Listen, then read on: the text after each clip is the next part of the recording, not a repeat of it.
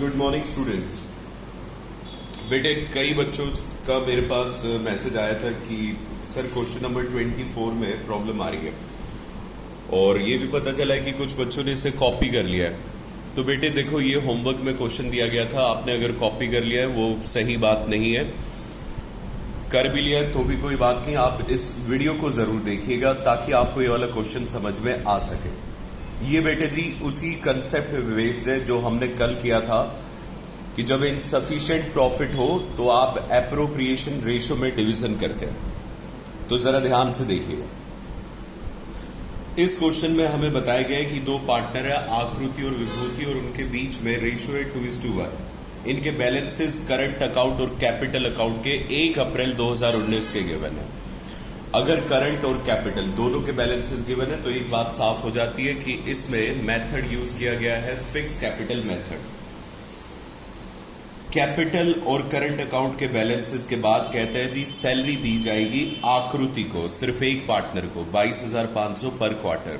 पूरे साल की सैलरी आप कैलकुलेट करेंगे जो कि आएगी 22,500 इंटू में 4 करके 90,000।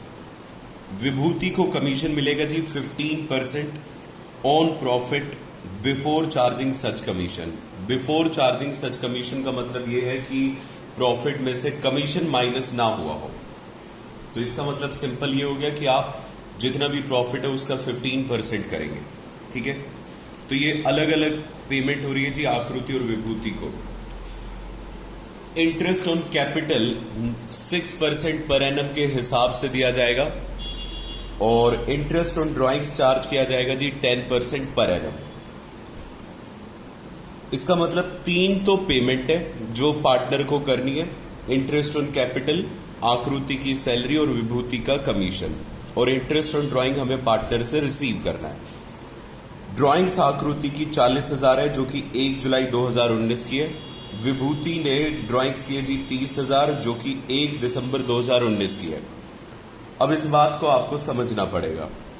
अगर 1 जुलाई 2019 को आकृति की ड्राइंग से तो इस पे 9 महीने का इंटरेस्ट आएगा, और अगर 1 दिसंबर 2019 को विभूति की ड्राइंग से तो इस पे बेटे जी इंटरेस्ट 4 महीने का निकालेंगे आप। नेट प्रॉफिट 1 लाख रुपए का हमें गिवन है। नेट प्रॉफिट है जी 1 लाख। ठीक है, और हमने जब सैलरी कैलकुलेट की तो वो आ रही थी 90,000, जबकि अभी कमीशन भी जाएगा और इसके अलावा इंटरेस्ट ऑन कैपिटल भी जाएगा। तो एक बात तो बेटे इसमें साफ क्लियर हो रही है कि जो प्रॉफिट है वो इनसफिशिएंट रहने वाला है फॉर पेमेंट ऑफ एप्रोप्रिएशन।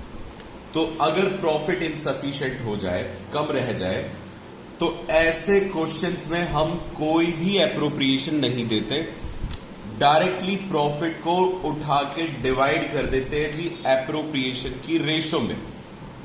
ठीक है, तो बेटे इसमें बनाना है P&L एप्रोप्रिएशन और पार्टनर करंट अकाउंट। अब जल्दी से देखिए, मैंने यहां पे पूरा नहीं बनाया ताकि जो मेन पॉइंट है वो मैं आपको समझा सकूं। P&L एप्रोप्रिएशन अकाउंट जहां जहां मैं आपको दिखाऊं बस वहीं पर देखिएगा, इधर उधर नजरें मत घुमाइएगा वरना समझ में नहीं आएगा। पार्टनर का करंट अकाउंट है जी। ठीक है, अब बेटे एक बात तो इसमें क्लियर थी, लगभग हमें पता चल ही गया था कि 1 लाख रुपए का प्रॉफिट इसमें इनसफिशिएंट रहने वाला है। तो बेटे मैं यहां डेबिट साइड में कोई भी पेमेंट नहीं दिखाऊंगा। सबसे पहले देखिए मैं नेट प्रॉफिट को ब्रॉट डाउन करूंगा। इंटरेस्ट ऑन ड्राइंग्स मैं जरूर ले लूंगा, ये देना नहीं है बेटे, ये लेना है। और हम पेमेंट नहीं करते अगर इनसफिशिएंट प्रॉफिट होता है। हम असल में करते क्या है, उसे एप्रोप्रिएशन की रेशो में डिवाइड करते हैं। तो बेटे कुल मिला के मेरे पास प्रॉफिट बनेगा 1,04,000। अब मैं एक बार देख लेता हूं कि अगर इन सबको एप्रोप्रिएशन दिए गए होते तो वो कितने दिए गए होते, और उन एप्रोप्रिएशन की रेशो बना लेंगे। एप्रोप्रिएशन में एक तो सैलरी जानी थी जी आकृति की 22,500, 4 क्वार्टर होते हैं 90,000 रुपए। विभूति जी की कोई सैलरी नहीं थी। कमीशन जाना था विभूति का 15% बिफोर चार्जिंग सच कमीशन। आकृति का बेटे कोई कमीशन नहीं था तो यहां आ गया 15,000। इंटरेस्ट ऑन कैपिटल था जी 6% के हिसाब से, 6% पर एनम के हिसाब से। तो अगर आप 3 लाख रुपए का 6% करेंगे तो 18,000 आएगा। इनकी कैपिटल है 3 लाख, 18,000 ये आएगा जी। और विभूति की कैपिटल है 2 लाख, उसका 6% करेंगे तो 12,000 ये आएगा। कुल मिला के आकृति को पेमेंट होगी 1,08,000, विभूति को पेमेंट होगी जी 27,000 रुपए। ठीक है, इनकी रेशो ले लीजिए। लो जी, 1,08,000 और 27,000 है, 108 और 27, इसे और सिंप्लीफाई किया जाए, 27 कॉमन आ रहा है, 4:1। कहने का मतलब एप्रोप्रिएशन की रेशो 4:1 आ गई।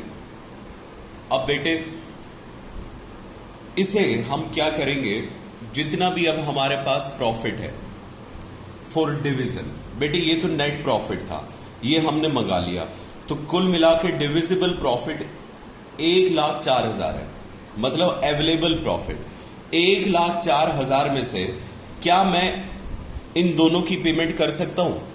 नहीं, 1,08,000 तो सिर्फ इसी का है। तो ऐसी सिचुएशन के लिए ही हम एप्रोप्रिएशन रेशो यूज करते हैं। तो मतलब अब क्या करेंगे, आप डायरेक्टली इस 1,04,000 को उठाएंगे। अब मैं यहां कोई interest on capital, salary, commission ये नहीं लिखूंगा, क्योंकि इनकी मैं स्पेसिफिक पेमेंट नहीं कर रहा हूं। मैं डायरेक्टली क्या लिख दूंगा जी, हिसाब किताब सारा का सारा डिविजिबल प्रॉफिट।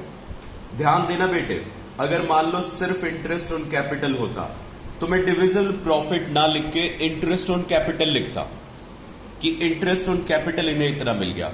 लेकिन यहां पे तो एक से ज्यादा एप्रोप्रिएशन है, एप्रोप्रिएशन को कोई हम मेंशन हम कर ही नहीं पाएंगे, क्योंकि पेमेंट आप एक्यूमुलेटिवली कर रहे, क्यूमुलेटिवली कर रहे, एक साथ कर रहे सबकी। तो इसे लिखना है divisible profit transfer to current account. ठीक है जी, ये आ जाएगा आकृति और विभूति।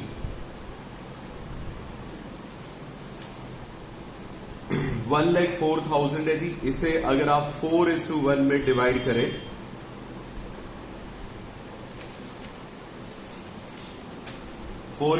में डिवाइड किया जाए तो ये बनेगा 83,200 और 20,800, 1,04,000।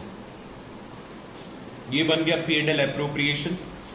अब बेटे करंट अकाउंट बनाना है, क्वेश्चन ने सिर्फ करंट अकाउंट मेंशन किया है, तो इस वजह से कैपिटल अकाउंट नहीं बनाना है। ठीक है जी, कई बच्चों को ये डाउट होता है। तो बेटे करंट अकाउंट आप बनाएंगे तो इसमें करंट अकाउंट के बैलेंसेस आपको गिवन है, जरा क्वेश्चन को ध्यान से देखिएगा। आकृति का डेबिट है, तो डेबिट बैलेंस को हमने ब्रॉट डाउन कर दिया डेबिट साइड, जबकि विभूति का क्रेडिट है, इसे ब्रॉट डाउन कर दिया जी क्रेडिट साइड। उसके बाद क्या करना होता है बेटे, बस क्रॉस जाना होता है। तो यहां से इंटरेस्ट ऑन ड्राइंग्स 3,000 और 1,000 और डिविजिबल प्रॉफिट आ जाएगा 83,200 और 20,800। बस बेटे अब इसका भी टोटल कर दो। क्रेडिट साइड ज्यादा आ रही है, साफ पता चल रहा है, 32,800 है जी विभूति का टोटल, 83,200 है जी आकृति का टोटल। आप डेबिट साइड को माइनस कर दीजिए तो आपके पास आ जाएगा बैलेंस कैरिड डाउन।